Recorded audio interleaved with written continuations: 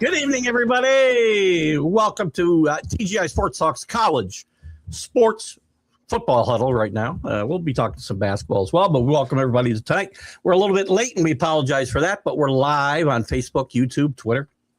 We're part of the McGrath Podcasting Network, NPN.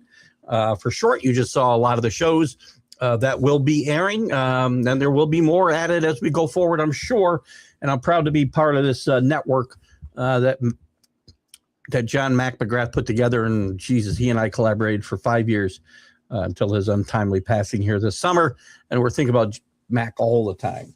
I want to give a quick shout out to the groups that are always allowing us to share to their sites, a lot of them scrolling, some of our favorites scrolling at the bottom of the screen. John Gonzalez at Sports Authorities, Greg Rawlings at America's Pastime, Flo and Can over at Bottom Line Sports. Let's Talk Sports, speaking of great sports networks, I was part of at one point with the late, great Dan Harris, DDH, thumbs up. But Tanner and his crew is are still doing a great job over there. We still have a great relationship, and very happy that they allow us to share our show there as well. Ken Krause over at Golf Bud Sports of all sorts. And a quick shout out to Ralph Williams over at RW Media. Ralph does some great stuff out of Ocean City, Maryland. Pittsburgh focused national footprint, specifically the Sports Corner on Tuesdays from 4 to 6 p.m. Eastern. Been a guest there a few times. Always enjoy my time with Ralph and Smoking Jim Frazier. Oh, guys, we got a lot to talk about today. We can review the quarterfinals of the NCAA football playoff. We got two big semifinal games starting tomorrow night. Thursday and Friday are the semifinals leading up to the final on the 18th, I believe, of January. And go Hurricanes. That's all I can say. We're excited about the U's success so far in this tournament. 2 huge wins, but some great storylines here. Ole Miss with a big win over Georgia, and it appears that all the coaches that will be going to LSU will be staying through the playoff run now, whether it's this week or through the 18th. Indiana, Oregon, you've got just a tremendous story of the Kurt Cignetti led Indiana Hoosiers, who are in uncharted territory for this program. This is an irrelevant football program for a century, and for a century, and he's done a tremendous job there. And then the Oregon Ducks, who have had lots of great teams, lots of opportunities, and never have gone out and gotten that golden ring. So we'll see how that goes for them. And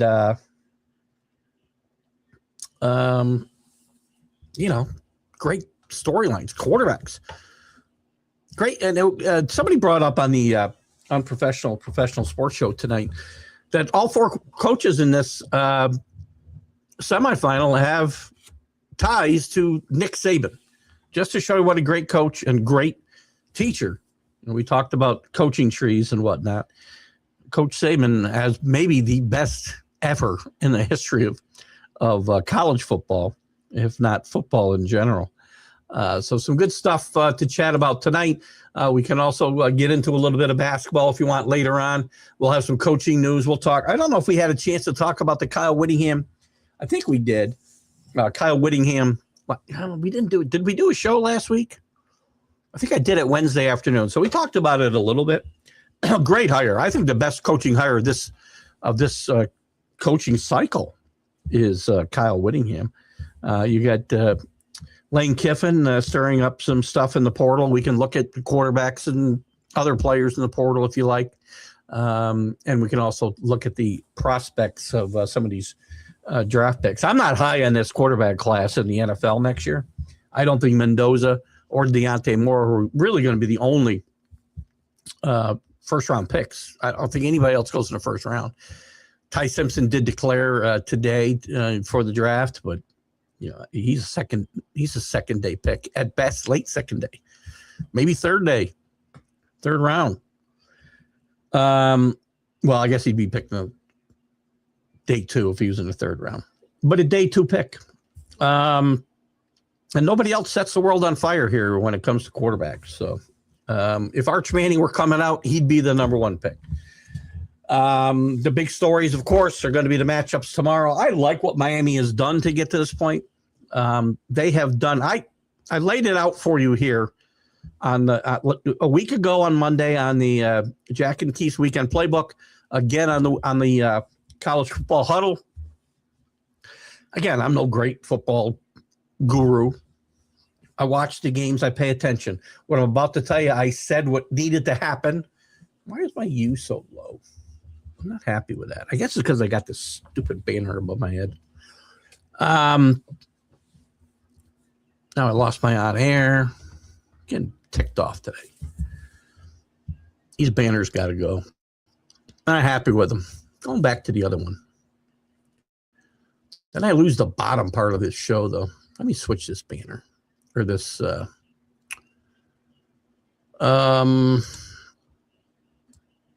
Bear with me 1 second while I screw all this up, if you would. Thank you very much for your patience. Somewhere here, I've got a banner on the bottom. I think it's this one. Yeah, that's better, isn't it? Isn't that better? All right. Anyway, I don't know why I got into that. I said here last week, and I knew at the time part of this was my head and not my heart, but I gave you the blueprint. And listen, this is not any great rocket science. I'm not pretending that it is. I'm not pretending it's anything other than what it was.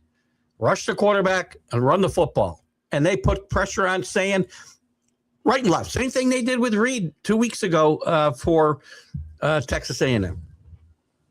Very similar blueprint. Run the football. They didn't run it quite as well as they ran against Texas A&M, but this was a team nobody was running the football on. And I said that Ohio State's resume was not that impressive. So one really good team, they beat Texas, first game of the season. So they beat 2 really good teams. Notre Dame is better than either one of the 2 teams that Ohio State beat, in my mind. They're good teams. And I'm giving you I got an awful scratch in my throat. I think I've given you probably too much credit for having 2 good wins. The second really good team they played was Indiana, and they lost. And Indiana actually gave, I would say, Miami and everybody else a blueprint to beat Ohio State. Get to saying, make him move around. Make him uncomfortable. That's what they did. They did not. I mean, Miami didn't play great on offense. Carson Beck, boy, Carson Beck was not that good, but he was efficient. Didn't turn the ball over. Saying had the big turnover at the end of the game. When Ohio State scored to make it 14-13, it was very odd because it kind of felt like Ohio State was ahead, but they weren't. And Miami really put up a great stop on third down on the next drive and then just ran out the clock pretty much. before they scored that last touchdown that they scored. Then Sayan throws the interception to end the game. But that touchdown, theoretically ended the game. For all intents and purposes, ended the game. And Ole Miss just played great football against Georgia. I mean, the fact that they've kept that offensive staff there and kept them on point, focused, I think has been huge. Obviously, if they have not, if they had left, as Lane Kiffin had kind of threatened to do, to tell all those coaches, if they stayed to coach throughout this playoff, they would not have jobs with him later on. He backed off that later on smartly because Lane Kiffin stands to make almost $2 million if Ole Miss wins this national championship. He's already made $750,000 on the first two games. So he's got some incentive to send guys back. Plus, they get to talk to players about, well, they shouldn't be, but they get to talk to them about moving potentially to LSU after this is all over. We got a few comments here. Let's check and see who's with us. Can's with us. Hello, Can. Can, as I mentioned, from Bottom Line Sports. He and Flo do a great job over there. Hope Flo didn't remind. Did you guys do a show last night, Can? Because I didn't get a reminder, and I didn't share it, which I will share it after the fact today. I feel bad because I want to be able to share it for you guys live, but my 5-year-old brain will not remember to go and do these things. So, but good to have you with us. Great stuff. Sunday evening love from the Bottom Line. You guys do a great job. Great to see you guys back. Chris F. Grave, our Canadian correspondent, is with us. Happy birthdays to Jabby. By the way, Chris was on top of his game on the Sunday Stream of Consciousness this weekend. Man, oh man, oh man. Chris had a rolling. Anyway, happy birthday to Jabby Andrews. He'd be 133 today. That'd be some kind of record. Came out of Texas, El Paso, UTEP, formerly known as Texas Western, when Don Haskins was the coach there and coached them to the NCAA final in 1966 against the all-white Kentucky team. And Don Haskins, through really dumb luck, not him making any statement, was the first coach to put 5 black starters out on the court at the same time. And, he said afterwards, I didn't know what people are making such a big deal about because I really didn't even know what it was happening. That program also produced 330-pound Will Hernandez. Fiesta Bowl, yes. The Fiesta Bowl is the semifinal with Miami and Ole Miss, and the Peach Bowl in Atlanta will host at Indiana and Oregon on Friday night. Listen, I know I'm a bit biased. That's why my hands keep going like this. But I see you winning this game against Ole Miss and matching up against Indiana because I don't see any way Oregon beats Indiana. And by the way, Dan Lanning, who I have ranked like the 3rd best coach of the 8 that were left last week, he's dropping in my rankings and was dropping as the game went on against Texas Tech because his defense is controlling the game, or Texas Tech is just totally inept on offense, or both. And for some reason, he continues to go for it on 4th down and leaving points on the field. I mean, he kept that game like a 14-7? I think it was 14-7 or 13-7, 13-6. Maybe it's 13-6. And early in the 3rd quarter, and Texas Tech took the ball inside the 5. Could have tied that game. Momentum could have changed tremendously. He left about 9 points on the field. He should have been up about 22-6 at that point, assuming all the field goals get kicked, right? I'm sorry. Can I do math? Yeah, 22-6. 9 and 13 is 22. Not really great game management there out of Dan Lanning. I'm sorry. The comments got made. He trusts his defense. Trusting your defense means take the 3 points.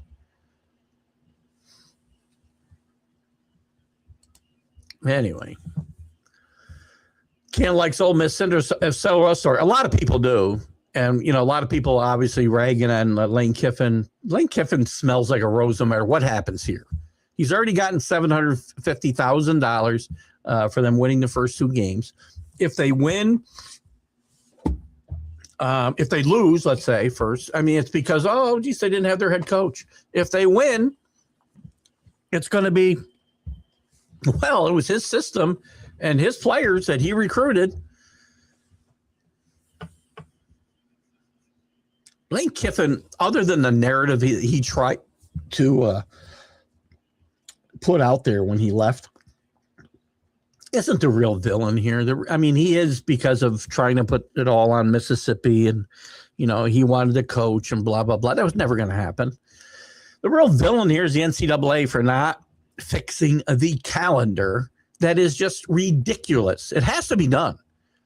You can't have these playoffs going to January 18th and have players and coaches who are able to move around because of, I mean, I think there needs to be a transfer window for coaches, by the way, as well as players. And it's got to be later than January 2nd, by the way, when you're not when you've got games being played until the 18th.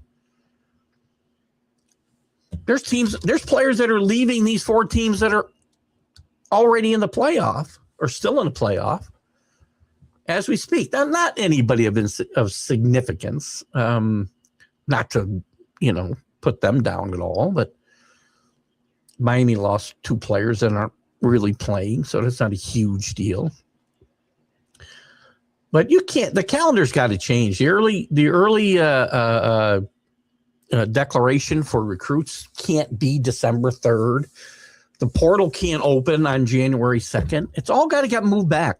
And stop telling me about the semester starts here and you got to get them enrolled. And this is a multi-billion-dollar sports. They find a way to get kids who can't even read and write degrees, or get them at least keep them academically eligible. I'm sure they can find a way to get them registered a couple of days late. It's annoying. Reason he says, Ole Miss, they're thriving in adversity. Listen, I have to give them credit. They've played great, Ken. And I really believe that, you know, I'm a big destiny kind of guy, and this team could be a team of destiny.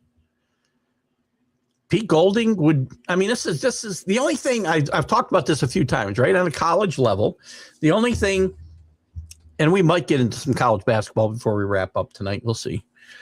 Just to take a look at, we got to start transitioning because, you know, we'll run out of football to talk about here in a couple of weeks, other than the portal and stuff off the field.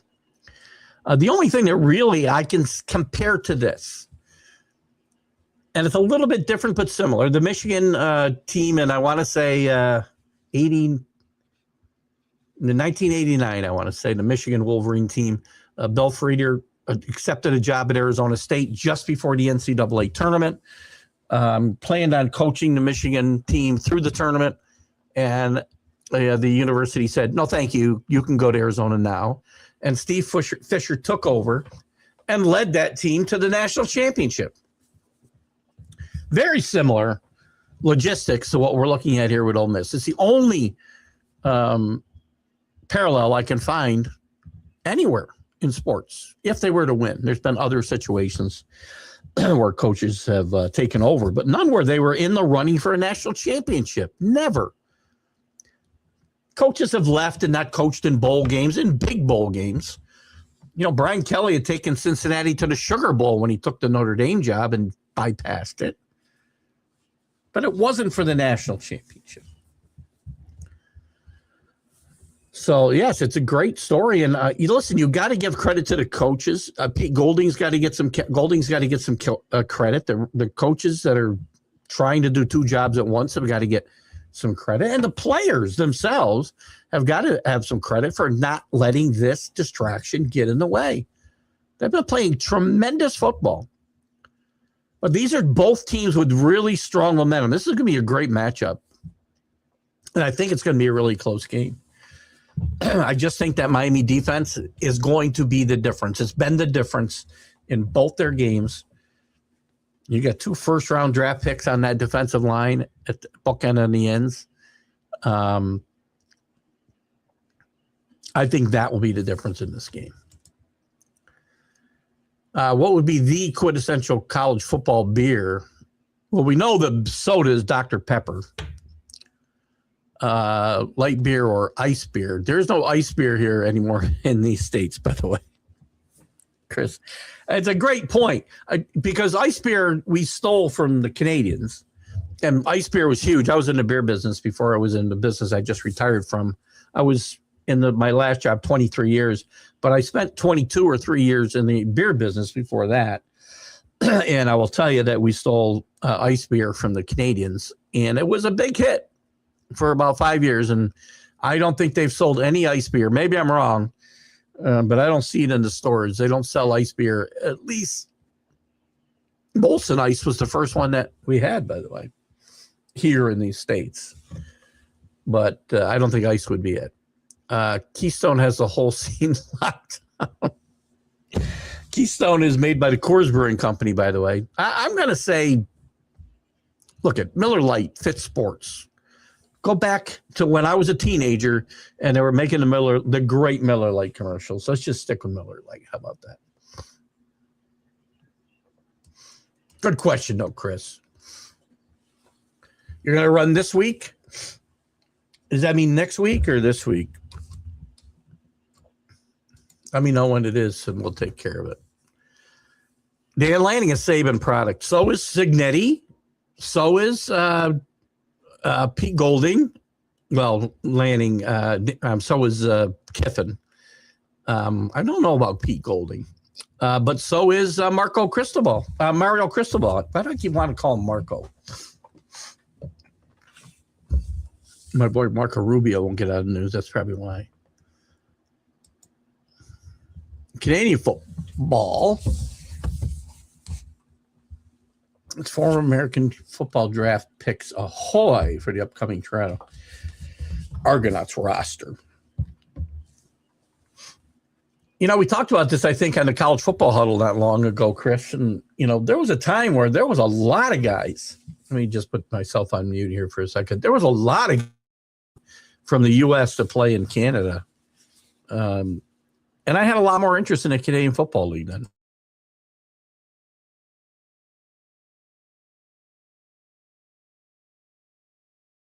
Sorry, guys, I've been battling a cold. I swear to God, for 2 months.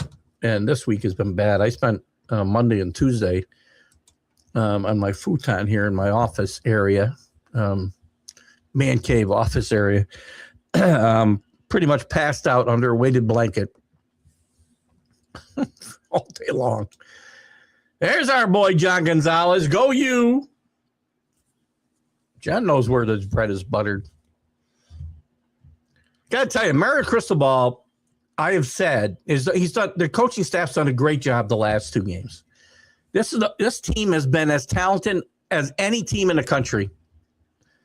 And I've said this going into this playoff. This is not, I'm not saying this after 2 wins. I know in the beginning, my head was listening to my heart. My heart was really trying to find ways to find a winner here. But this team is as talented as any team in the country. The problem has been they don't bring that talent to the field every Sunday. They do against teams that is on the same level as them or even better. They don't when the talent doesn't measure up. Louisville. Sorry, Louisville. You're not as good as this Miami roster. You were better that day. Congratulations. SMU.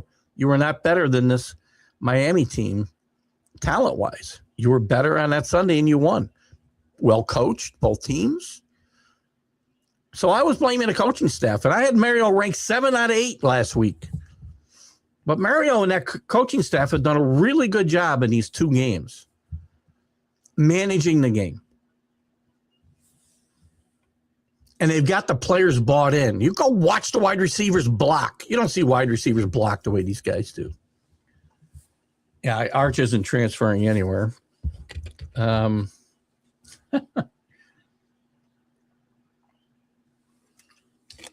You know, don't be surprised, though. There's a lot of guys in the portal, John.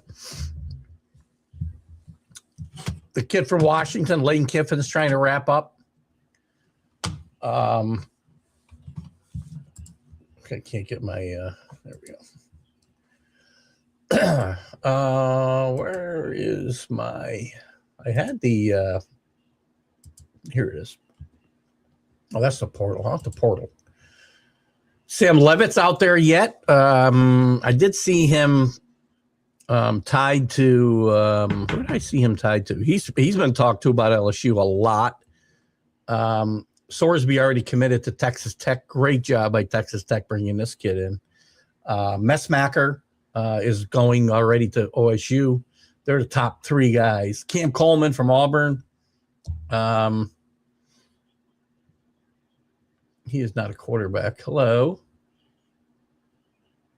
I'm looking at the quarterbacks. Oh, Damon Williams from UW, also tied to LSU, but he's not going to bring both Sam Levitt and Williams in there. So let's maybe Miami gets involved in this. Listen, when it comes to money, one thing I can tell you, DJ Langway is another guy that could be a possibility to stay in the state of Florida. By the way, they're going to spend the money. The guy I don't really want to see is Dylan Riolia from Nebraska.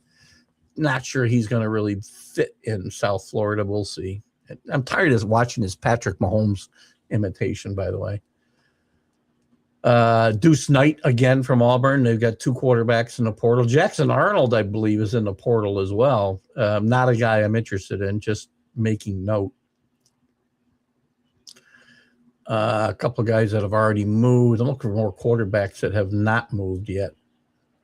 And might be a little under radar. Bracco Becht is our, no surprise, quarterbacks following their coaches to their new jobs, and Beck and what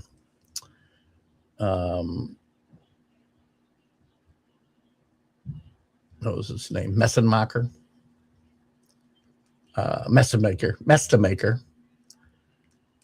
So anyway, there's a couple guys out there that Miami will be taking a look at. And make no mistake, man, this team's not afraid to spend money. They're probably one of the richest consortiums out there when it comes to NIL money.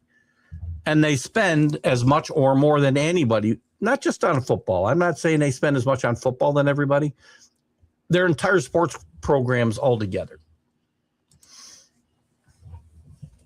You know, John, I would not be against DJ Langley making that move from Gainesville to Miami. Toronto University program is titled Varsity Blue. Great movie, by the way. It's been around since the 1830s. Chris bringing it to us. Rolling Stone. Rolling Rock is the king of all beers. Who brings that? Is that Flo? Flo, how much Rolling Rock you getting down there in Texas? Come on. Rolling Rock's a good beer. Sold it for many years when I was in the beer business. Rich Edwards. Well, how are you, my friend? Are you guys in Key West already? No, you just left, didn't you? Or haven't left yet? Been a miserable, you know what it's been like if you haven't left yet. God, the wind, the cold. We had ice today. The wind has been ridiculous. I know you guys are on the other side of 9 from us, but God, we are like in a wind tunnel here. After we had like a foot of snow, 10 or 12 inches of snow here, week, 10 days before Christmas. With 2 days or 3 days after that, the wind blew, I swear to God, 70 miles an hour. Every freaking Christmas ornament I had outside, Christmas decoration I had outside, was blown around for days and days and days. Frosty was very pissed off at me. Good to have you with yours, Rich. Hope you had a great holiday and great New Year. We got to get, I'm sorry we didn't get together. I really feel bad. Yeah, I know you're gone. I don't know what happened. I got retired. I played golf a lot, and I wanted to get together with you. And I promise when you get back, we will. We're going to be in Florida for, not Key West. We'll be in Fort Lauderdale for a couple of days before we cruise the end of the month. I think that's it.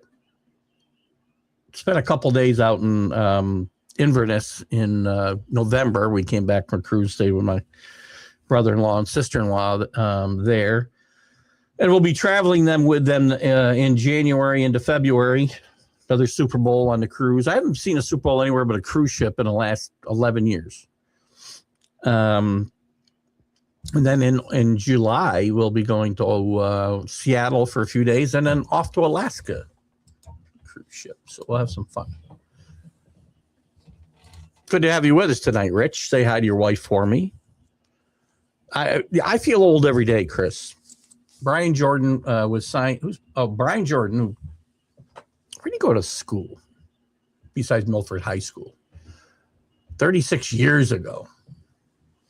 Brian Jordan, good two-sports star, probably a better two-sports star than Dion, quite frankly.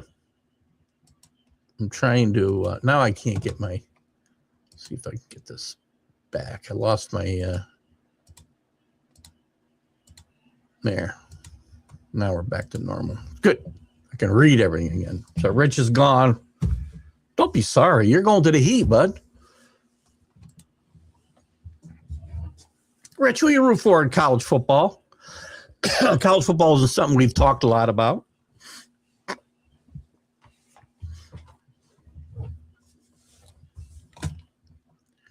What else is going on in the portal?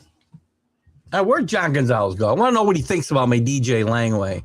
We need somebody to replace Carson Beck. The $4 million man is going to graduate after we win this championship. By the way, after beating Texas A&M, I did go make a fairly large wager on the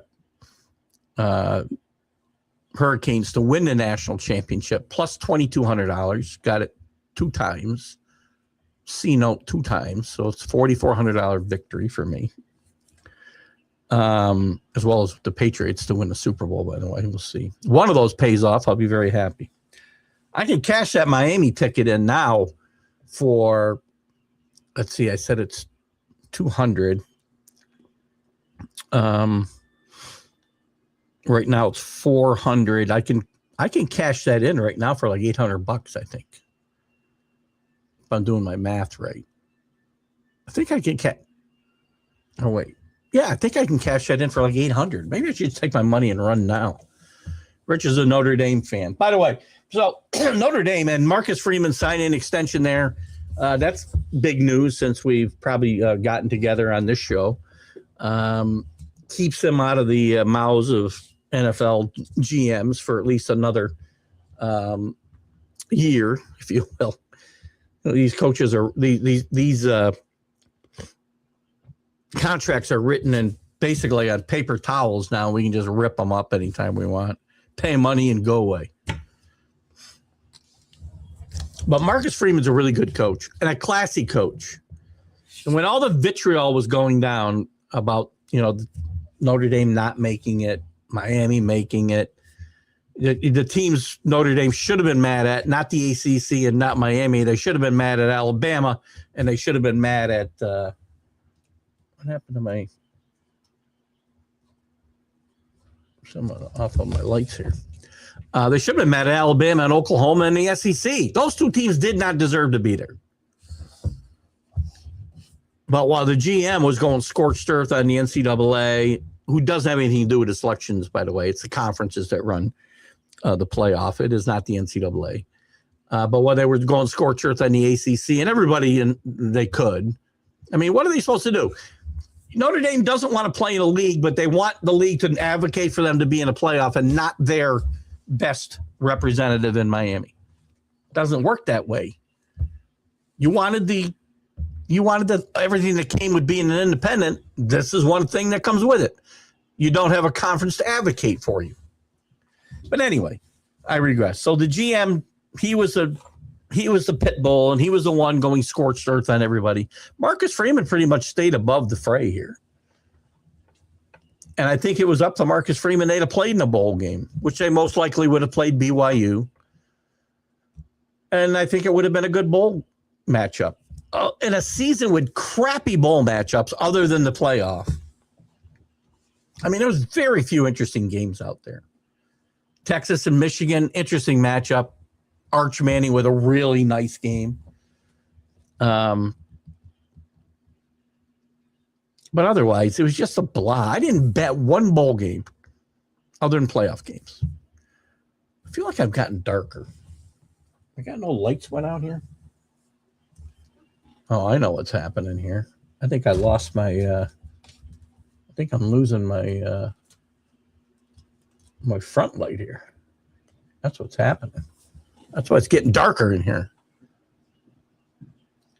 We'll have to fix that again. You know what happens is it gets loses charge sometimes. So anyway, I digress. What's university scene in football in Vegas?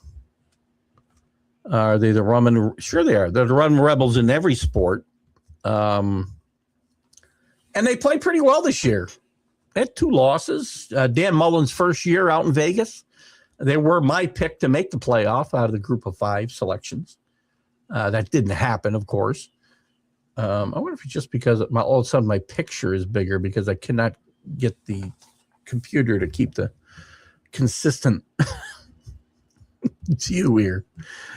Everything's got a mind of its own today. I really need to stop really berating the computers and the AIs and whatnot, because they're when they take over, I'm gonna be the first to go. I can tell you right now. I think this thing has gotten unplugged again. Bear with me 1 second, guys. Where is this thing? That's what I thought. I think I've got a frayed wire, which is affecting the battery on my light. I got a new one, though. We won't replace it now. This is nothing but like professional, top-notch professional production here tonight, right? We came on late. Hello, Paul Spada. His Ducks are not going to get it done this week. I know you missed my original predictions. I think Indiana's too well-rounded a team. Although the only place I see they have an edge is quarterback. I do think Dante Moore is better than Fernando Mendoza. Why does this look wrong? Having a lot of issues here today.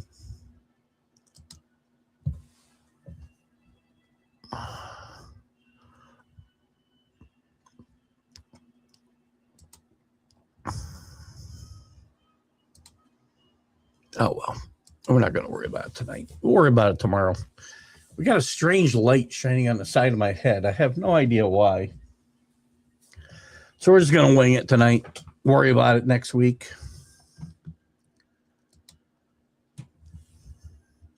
I gave you credit. Look at it. I thought they'd lose at Texas Tech, so you can throw that at me. They played really good football.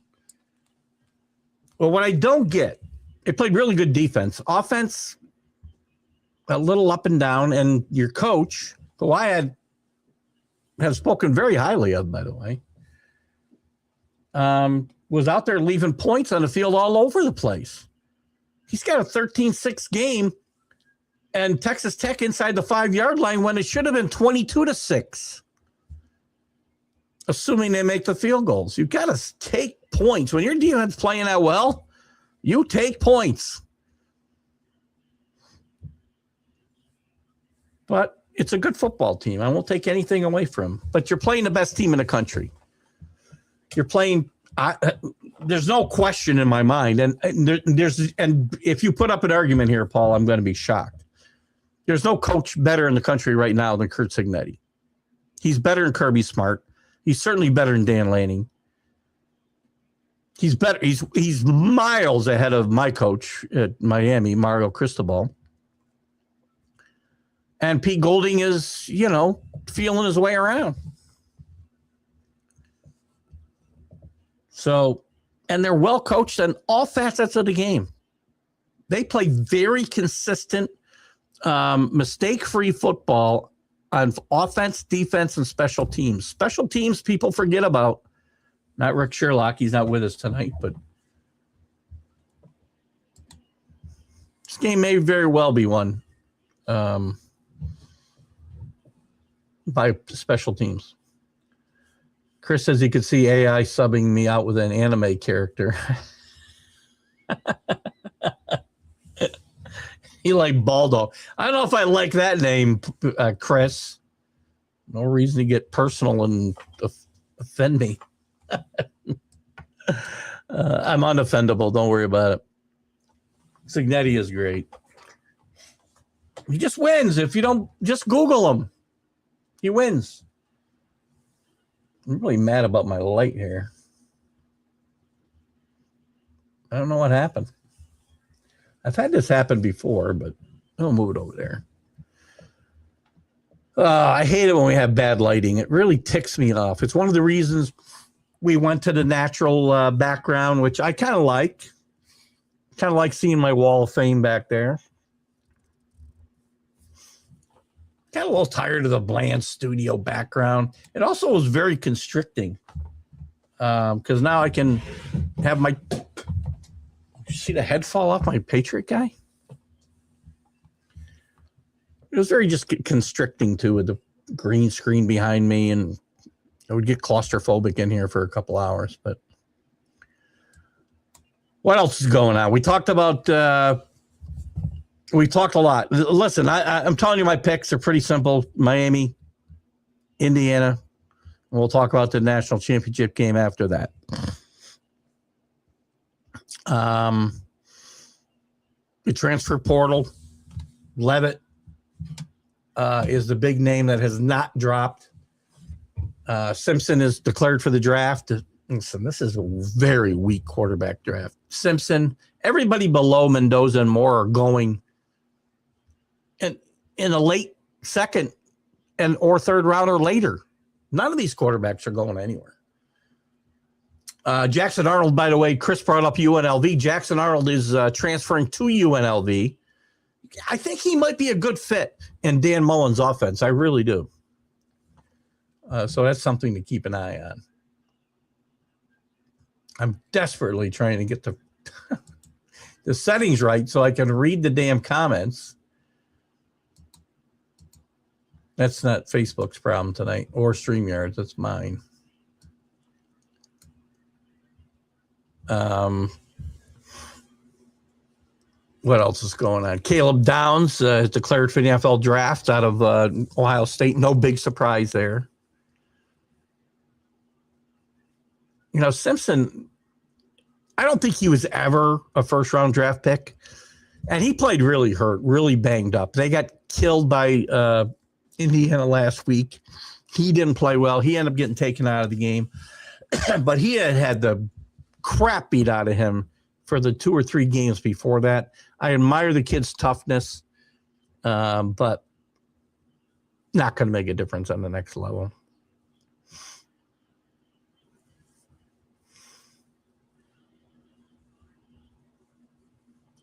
Pete Golding has talked about the fact he's had there are no messages in the post Kiffin wins. It's just the team going out and winning. They're not trying to send a message to Lane Kiffin or anybody else. And Lane Kiffin, by the way, he's laughing all the way to the bank, guys. He gets paid every time they win. He gets paid. He stands to make close to $2 million if they win the national championship. He doesn't want them to lose. He comes out smelling like a winner no matter what he does.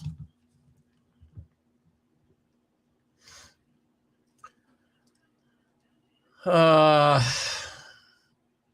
Miss did hire a new defensive coordinator too, by the way.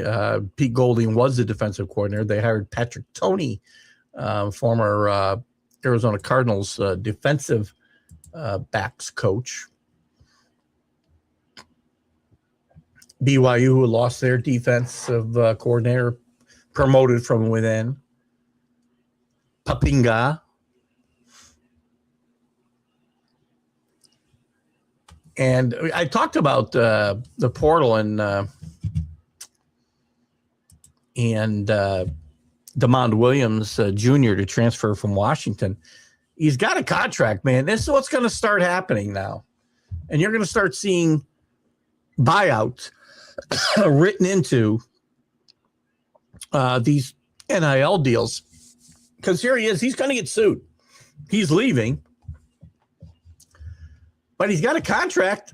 Just days ago, he signed to return to the Huskies for 2026. He put pen to paper that said he would be there, and it was in the mid $4 million range. And now he's back in the portal talking to LSU.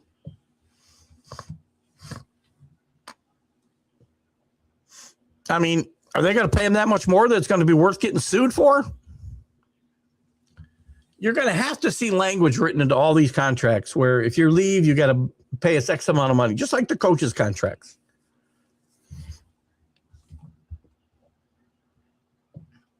Pretty good quarterback, by the way. I would think Miami and LSU would be in the running for this kid if he decided to leave, if they want to worry about lawsuits and whatever else you want to talk about. So,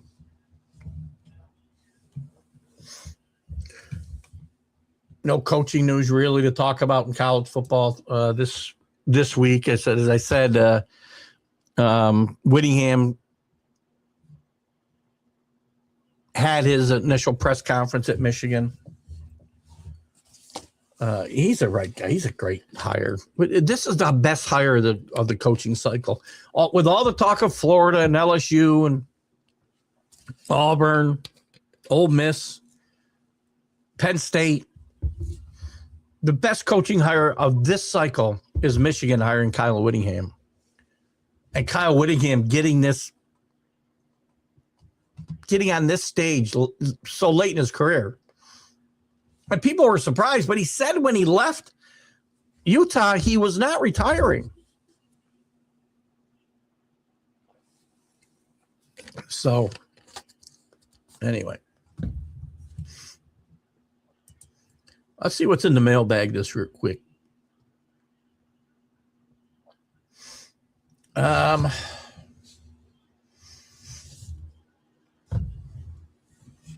Is the SEC the power it used to be? The SEC has looked really bad, other than Ole Miss. They have not looked good in this tournament. Neither the Big Ten. They've got two teams there, though. But the second best team was knocked out by the ACC non-champion. But the SEC, went in there with Oklahoma, Alabama, Georgia, Ole Miss, and all but almost has gone home. And the other bowl games are like 2-7 when not facing each other. Maybe the SEC isn't the power. I think it's the Big Ten that is really wielding the power now. What was this comment you put up here, Chris? Chris is pretty excited about the potential of Gunnar Rivers. Listen, it looked like Phillip was going to play in the NFL longer than Gunnar. Gunnar is one of the higher recruited kids. I don't think he comes into play until next year. I think is he a junior? I think he's a junior, Chris.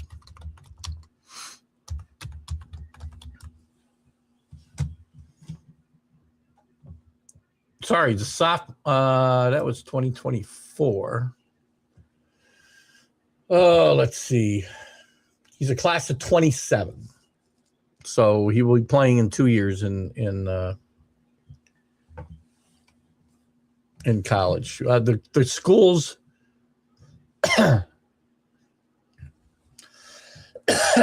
Jesus, God. He has 5 offers right now today. Auburn, Boston College, Miami, NC State, and South Carolina. So I guess he'd be playing, we're coming to 26. He'd be playing a season after this. He's got to have more offers than that, by the way, before he gets done. But he has no visits, one coach visit. And I think that was from I want to see who Miami's got. Miami's already got yeah, I can't see. That's fine. Anyway, he'll be out in 2 years. I'm excited about that too. I think Philip Rivers is excited about that too. Good stuff. Let's flip-flop to college basketball just for a little bit. Actually, I was doing the mailbag one night. Let me go through the mailbag real quick. So, no, I don't think the SEC is really as strong as they are hyped up to be. How long can Indiana stay good?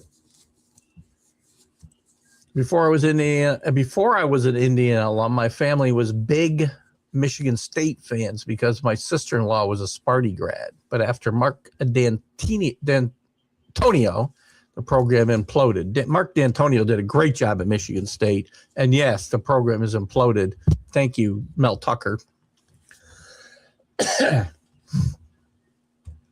Is a similar fall to be expected from the Crimson and Cream? No. But you know why?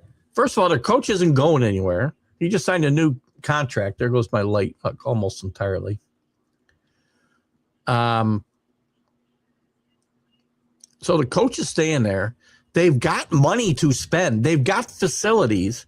They've just really never committed to football. There's money. I don't think this team's going away.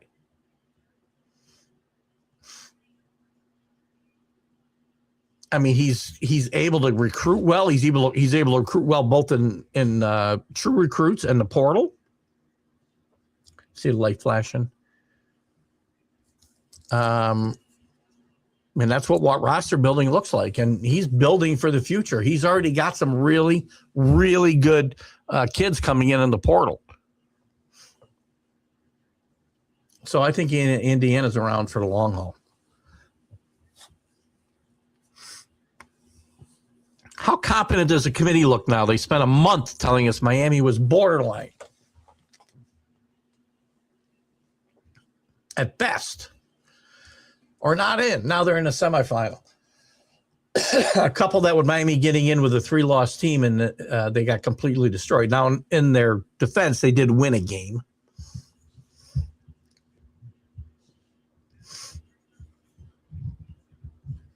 I'm sure the Notre Dame fans were all in a rage when Alabama got blown out in the Rose Bowl by Indiana. But you can't ignore the fact that they had to win a game to get there. All that said, though, the committee didn't do a good job. And again, partly because they tie their own hands. Do you want the 12 best teams, or do you want to give a chance to teams that don't deserve to be there? Like Tulane. If you want to let the Tulanes and the James Madisons of the world in, I'm fine with that. As long as you go to at least 16 teams, and probably got to go to 24 to do this, let all the conference champions in, that's 11, and then the rest would be at large bids.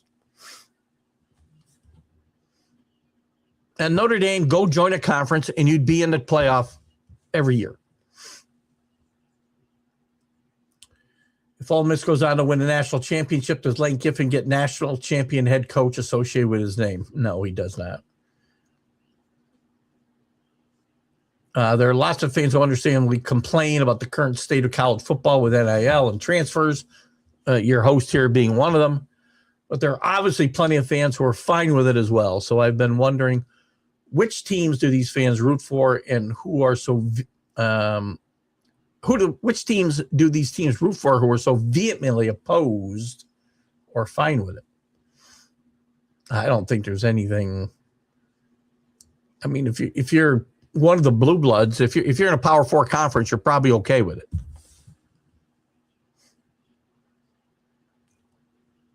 I've been proposing for years that players who transfer are required to reimburse schools. They leave a certain amount to reflect the sunk costs. That's just what I was talking about with buyouts, right? The House settlement payments put the idea on better legal footing. This is true. Are you hearing that UGA will have experts lined up in litigation against Damon Williams to justify his position along these lines? A lot of lawsuits going on. Wisconsin and Miami are involved in a lawsuit. Washington now maybe in a lawsuit with their quarterback in LSU or wherever he might go. Georgia and Damon Wilson, as we just said, he left when he had a legal contract to stay. Again, you're going to, and you may see them file damages too. Besides, if this stays in the courts, right, and we don't put something into contracts, I'm not a legal expert. I'm married to, I sleep next to a lawyer every night. That's the extent of my legal expertise. And I've seen every episode of Perry Mason about 27 times.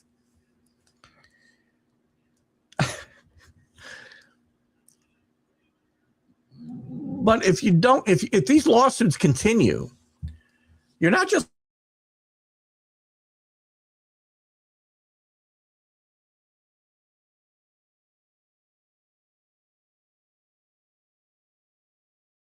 sorry, Mike got muted. You're not just going to see these teams get reimbursed in lawsuits. You're going to start seeing damages being awarded and asked for, right? If you got a kid, you're in the portal, let's say. Damon Washington's a perfect example.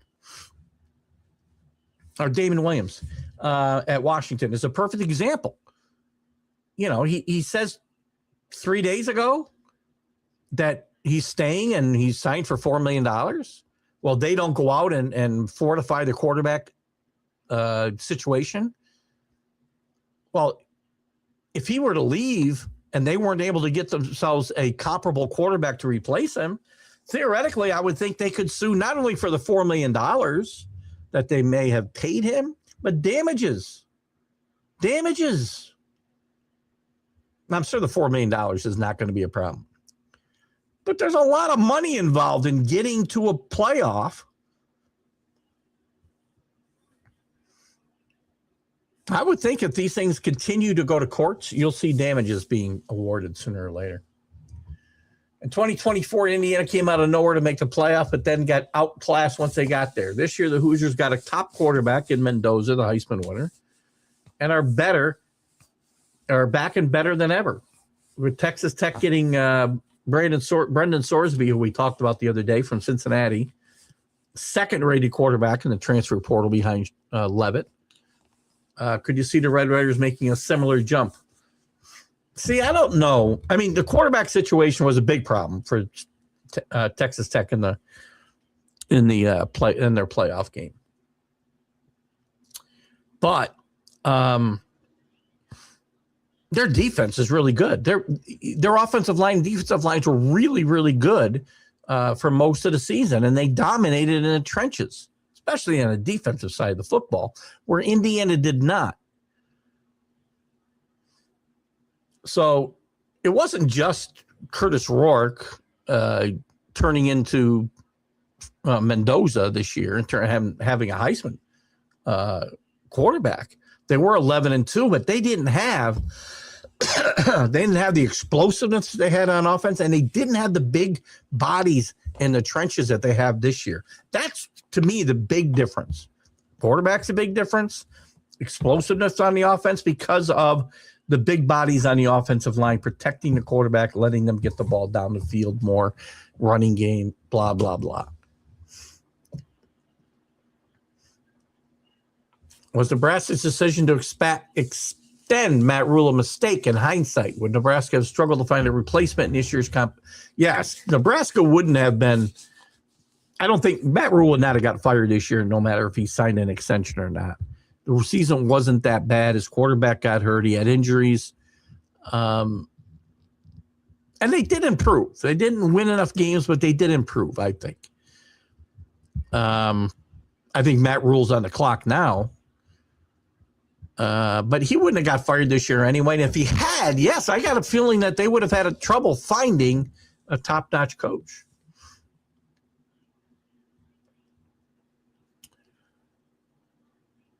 I recall a leading sports pundit opine in his semi-final seminal treatise entitled Bowls, Polls, and Tattered Souls that college football is inherently cynical.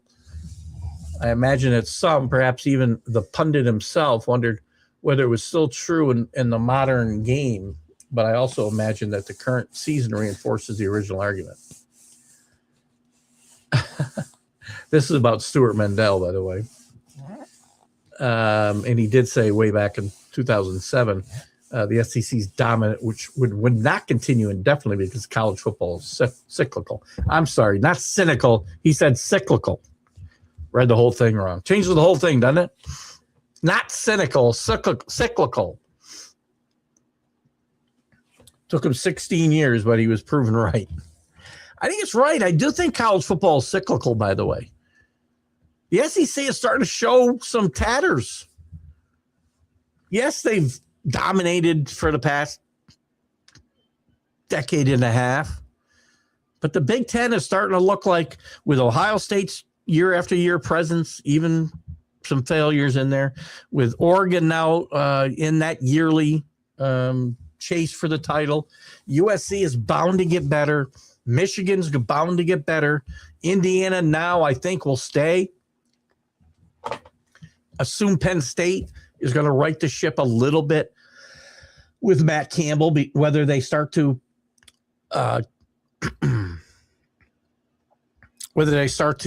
actually challenge for national championships, maybe a bit premature, but you know, Penn State's not going away. They're not going to continue to have years like they had this year. I think momentum is moved to the Big Ten. And I think you're going to see better. I think Notre Dame is going to be joining the conference. I really do. And to me, it doesn't make much sense for them to go to Big Ten when there's already 18 teams there. They would be a huge feather in the cap for the Big 12, who I think is a better chance to get in than the ACC. The ACC had their foot on the throat of Notre Dame back during 2020 and COVID, when Notre Dame could not find a schedule.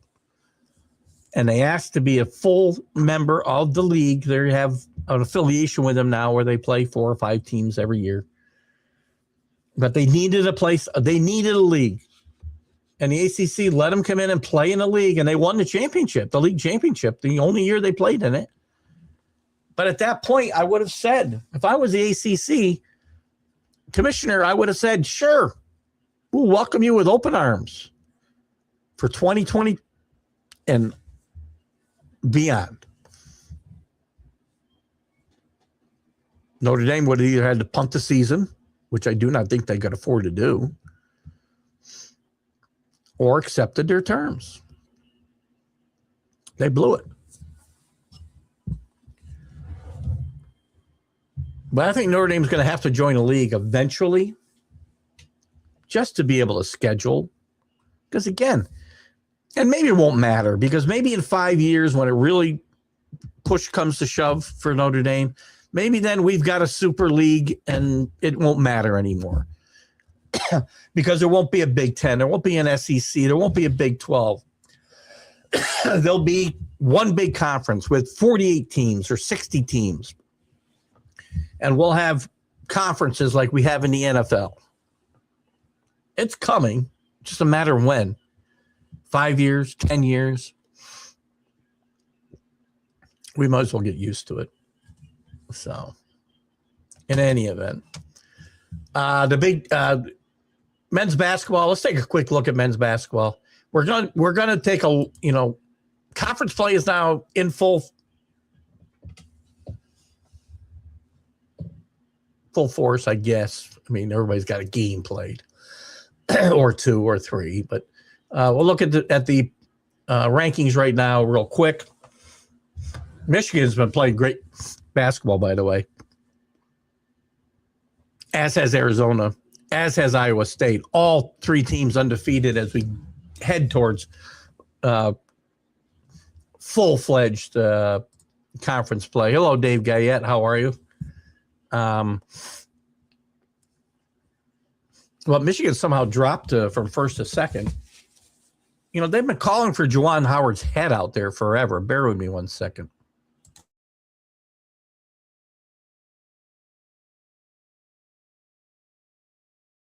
Jeez, this is cold. Arizona and Washington split the first place votes in the AP poll, 32-29. So it's very close. It's a 1 point advantage for Arizona in first place. Arizona State comes in third. UConn at 14-1 is fourth. Purdue 13-1. Duke 13-1. Nice win the other night on the road at Louisville for Duke. Came back and won that game. Houston once again 13-1. They're seventh. Gonzaga back in the top 10 at 8 after a tough year last year. BYU at 13-1. Nebraska still undefeated. We've seen this with Nebraska and some other teams in other seasons prior to conference play, run off great non-conference schedules. Nebraska's 14-0. Who's Nebraska played? They've beaten West Georgia, FIU, Mid-Eastern, Oklahoma. That's a nice win. New Mexico, Kansas State, Winthrop, SC, South Carolina Upstate, Creighton. That's a nice win. Wisconsin, that's not a bad win. Illinois, not a bad win. North Dakota, New Hampshire, Michigan State, and Ohio State. There's some cupcakes in there, but they also beat some really, really good basketball teams. Nebraska's for real. Vanderbilt 14-0. Michigan State at 14. I'm sorry, it's at 12. Alabama at 13. Texas Tech, Arkansas round out the top 15. Illinois, Carolina, Georgia, Iowa, and Louisville 15-20, 16-20. Tennessee, Kansas, Virginia, SMU, and UCF round out the top 25. Teams that fell out this week: Florida, USC. Villanova is just short of getting in the top 25 at 127 votes. UCF was at 132. Some interesting names in there. SMU back. First time since Larry Brown coached them a decade ago. UCF playing good football. Johnny Dawkins on a hot seat there at UCF. Off to a really good start. Virginia starting to recover post Tony Bennett's tenure. Kansas, not used to seeing them down in the low 20s. Or Tennessee in the low 20s. Iowa post Fran McCaffrey back in the top 20. It's going to be an interesting race here.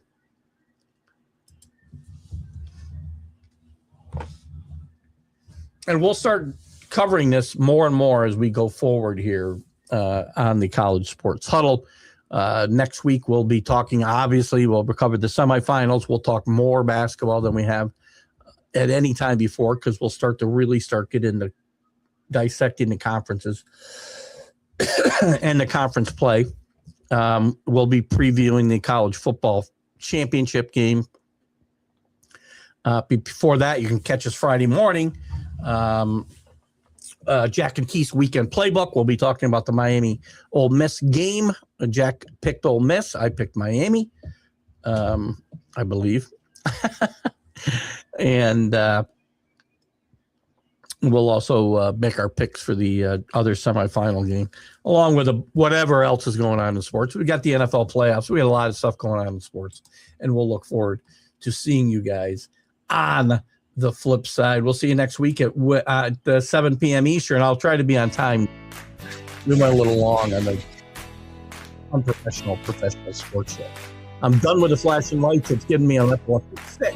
I'll see you guys next week. Keith Engle for TGI Sports Huddle. Bye-bye.